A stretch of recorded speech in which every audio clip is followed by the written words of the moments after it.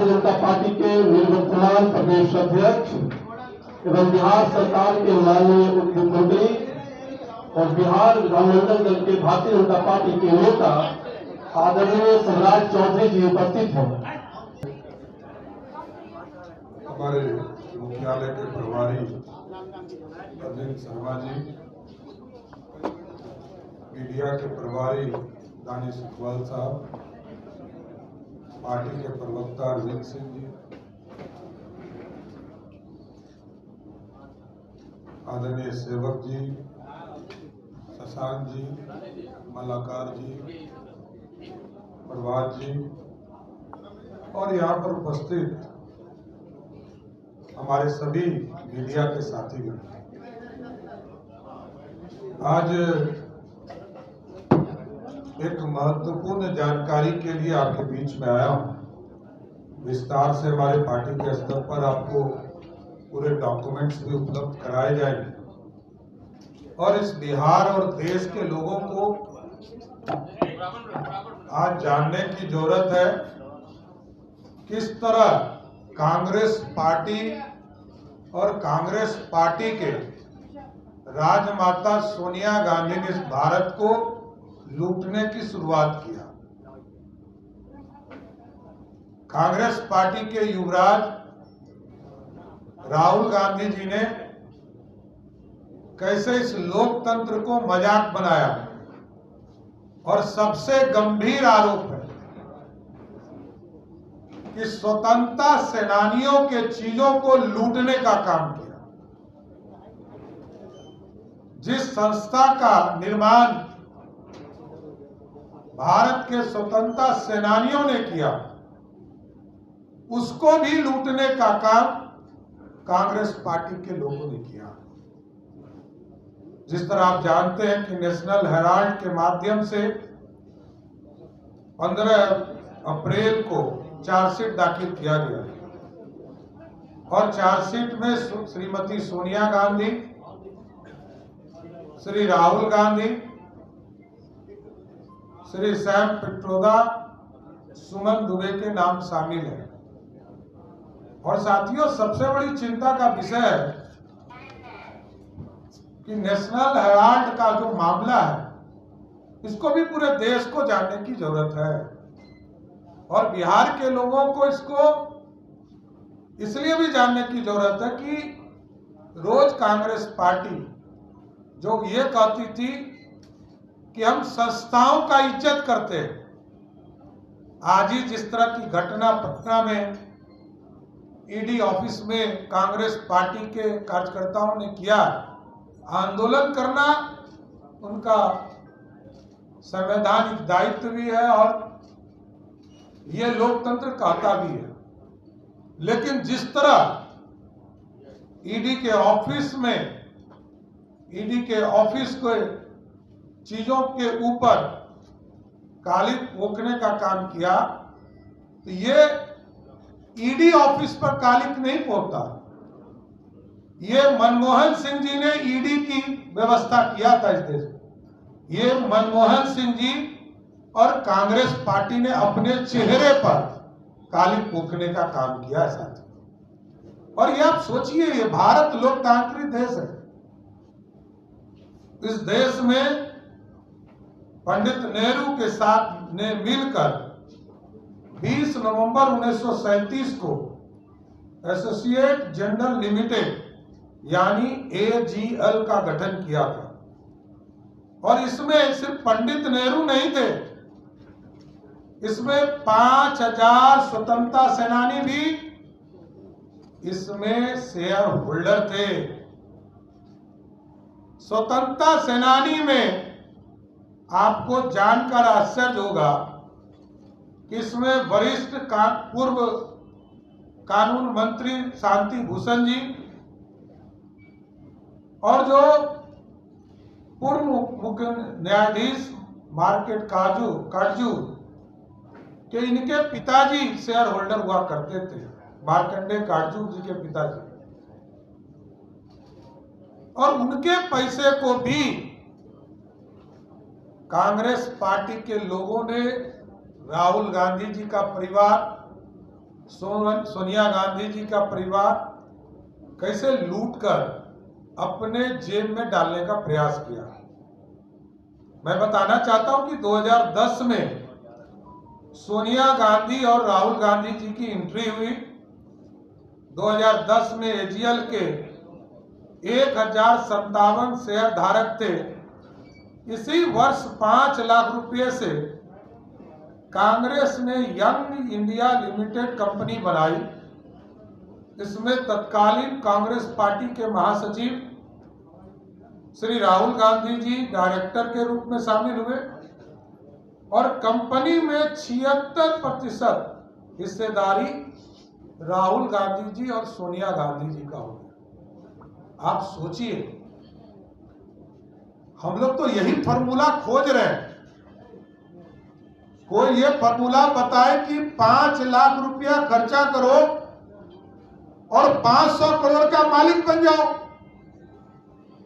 ये ना बिहार के युवराज बताते हैं ना देश के युवराज बताते हैं। आप सोचिए, इस लोकतंत्र का मजाक बनाने का काम कांग्रेस पार्टी के लोगों ने किया है। 2014 में जब आदरणीय प्रधानमंत्री नरेंद्र मोदी जी सत्ता में बैठे तो पूरी तरह ईडी जो कांग्रेस पार्टी ने बनाई, ईडी की व्यवस्था मनमोहन सिंह जी की सरकार ने स्थापित किया और पूरी जांच की प्रक्रिया शुरू की गई। 19 दिसंबर 2015 को निचली अदालत ने इस मामले में दोनों को जमानत भी दिया और 2016 में सुप्रीम कोर्ट ने कार्रवाई रद्द करने से इनकार कर दिया। कहा केस चलता रहेगा, लेकिन आरोपियों को सदैव उपस्थिति से छूट दी गई। तो मेरा यह स्पष्ट मानना है कि नेशनल हेराल्ड ये इस देश के स्वतंत्रता सेनानियों का अपमान है। देश के लोकतंत्र के लिए ये एक तरह से विश्वासघात है और कांग्रेस पार्टी या इंडी गठबंधन में बैठे लोग 5 लाख में 500 करोड़ रुपया की आमदनी करते हैं। ये भ्रष्टाचार है, ये अपराध है। जनता के बीच में भी हम जाएंगे और न्यायालय में भी सबूत है। तो पैसे को लूटने का काम किया जा रहा है। इसलिए इसकी पूरी तरह जो ईडी ने जांच किया है, जांच करके चार्जशीट किया है, अब न्यायालय से जरूर आग्रह करता हूं इस पे शीघ्र कार्रवाई करके सजा देने का काम करें। धन्यवाद। प्रधानमंत्री आ रहे हैं लगातार, क्या कार्यक्रम होगा उनका, क्योंकि मई महीने में प्रधानमंत्री का पहले सप्ताह का कार्यक्रम चल रहा है। देखिए, देश के प्रधानमंत्री जी आदरणीय नरेंद्र मोदी जी पहले कार्यकर्ता के तौर पर काम करते रहे और जनता के बीच में जाना उनका धर्म है और हमारे नेता पर हम लोगों को गर्व है कि हमारे नेता जनता के बीच में जाकर उनकी समस्या को सुनने का काम करते हैं और जनता के बीच में जो वो काम कर रहे हैं उसको भी जनता के प्रति समर्पित करने का काम करते हैं। मैं प्रधानमंत्री जी को धन्यवाद देता हूं कि बिहार को समय दे रहे हैं और लगातार समय दे रहे हैं। 2014 से अभी तक कितनी बार आए हैं उसकी गिनती बताना मुश्किल है। 100 से अधिक बार देश के प्रधानमंत्री जी बिहार आ चुके हैं। साथ ये प्रचायक है कि बिहार से उनका अपना लगाव और बिहार की जनता भी दिल खोलकर आदरणीय प्रधानमंत्री नरेंद्र मोदी जी को साथ देती है। पहले 32 सीट, फिर 39 सीट, फिर 30 सीट, लगातार जनता का भी प्यार अपार मिलता रहा। इसलिए वो जनता के बीच में आते हैं। कई काम पूरे हो रहे हैं। पंचायती राज दिवस के स्तर पर पूरे राष्ट्र को संबोधित करेंगे मधुबनी से। कई योजनाओं की शुरुआत करेंगे। हम लोगों ने आग्रह किया है कि 4 मई को बिहार की सरकार ने, आदरणीय मुख्यमंत्री नीतीश कुमार जी ने 4 मई को खेलो इंडिया यूथ गेम्स का शुरुआत होने जा रहा है, उस कार्यक्रम में आने का भी आग्रह किया है। तो कई चीजें हैं, एयरपोर्ट बन रहे हैं, एक्सप्रेसवेज के निर्माण शुरू हो रहे हैं, सभी में प्रधानमंत्री जी का विशेष सहयोग मिलता है। सिर्फ एक सेक्टर को आप उठा लीजिए तो आप समझिए कि एयर ट्रैफिक में जहां 2005 में 2.5 लाख लोग एयर ट्रैफिक से दूसरे प्रदेशों में जाने का काम करते थे, आज वो बढ़कर लगभग 46 लाख लोग ट्रेवल करते हैं बिहार से। और ये कल्पना आदरणीय प्रधानमंत्री जी ने तय किया है कि सिर्फ पटना एयरपोर्ट से अगले 15 दिनों में 1 करोड़ लोग यात्रा कर पाएंगे। इसके साथ साथ 10 नए एयरपोर्ट का निर्माण, छोटे और बड़े एयरपोर्ट के निर्माण का काम चल रहा है। इसलिए साथियों, नरेंद्र मोदी जी की सरकार लगातार जनता के भलाई के लिए काम कर रही है, उनके विकास के लिए काम कर रही है, और दूसरे तरफ कांग्रेस पार्टी और राष्ट्रीय जनता दल भारत और बिहार को लूटने में लगे।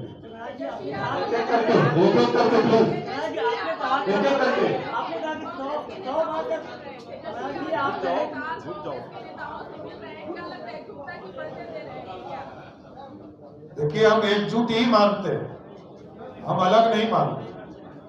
जाना ना रहना उनका काम है। इस पूरे गठबंधन को पिछले 3 चुनाव से लालू जी और तेजस्वी के नेतृत्व में ही हरा रहे हैं। ये कोई नया कहानी नहीं है।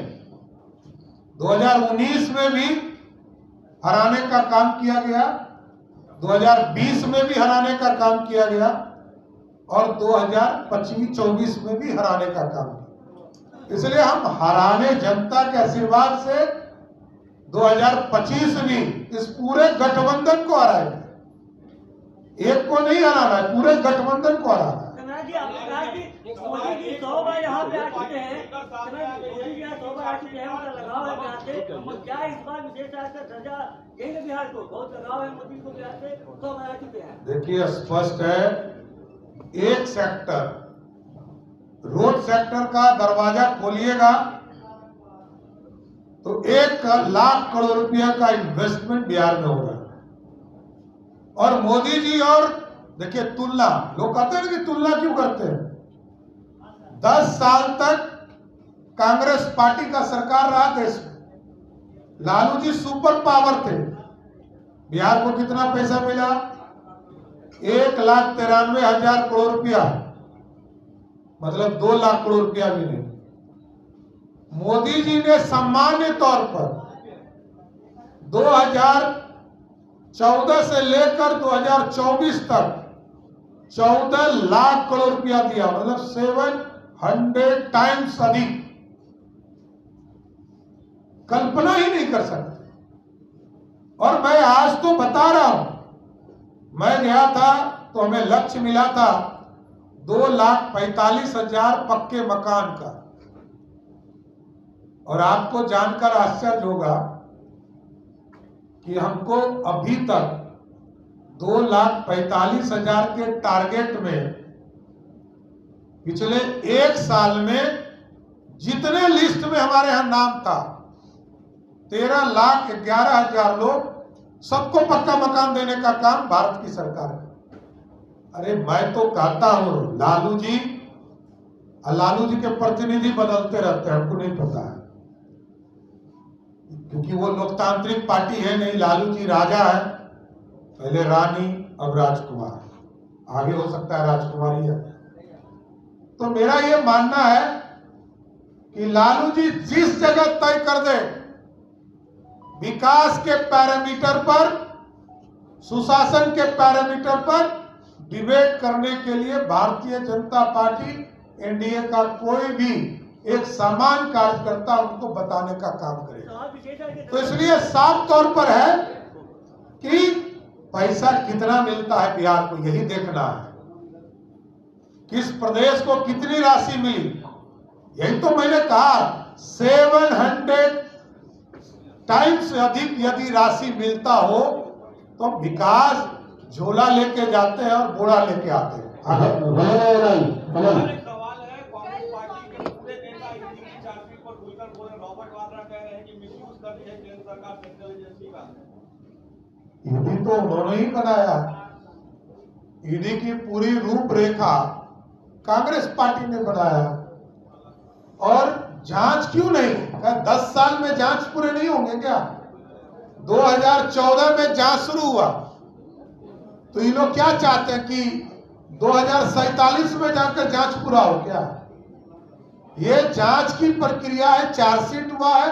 अब न्यायालय में जाइए तो न्यायालय में अपने वकील, बड़े बड़े वकील को एमपी बनाकर रखे हैं, जाकर अपनी बात रखें। न्यायालय तय करेगा कि राहुल गांधी जी या उनके परिवार दोषी है कि नहीं। बंगाल में हिंसा हुई उसके बाद किशनगंज में अख्तरुल ईमान कहते हैं कि मुसलमानों और पूरे बंगाल की जो स्थिति ममता बनर्जी बना के रखी है, इंडी गठबंधन के लोग तुष्टीकरण के चक्कर में भारत के लोकतंत्र को अपमानित करने का काम कर रहे हैं। धन्यवाद।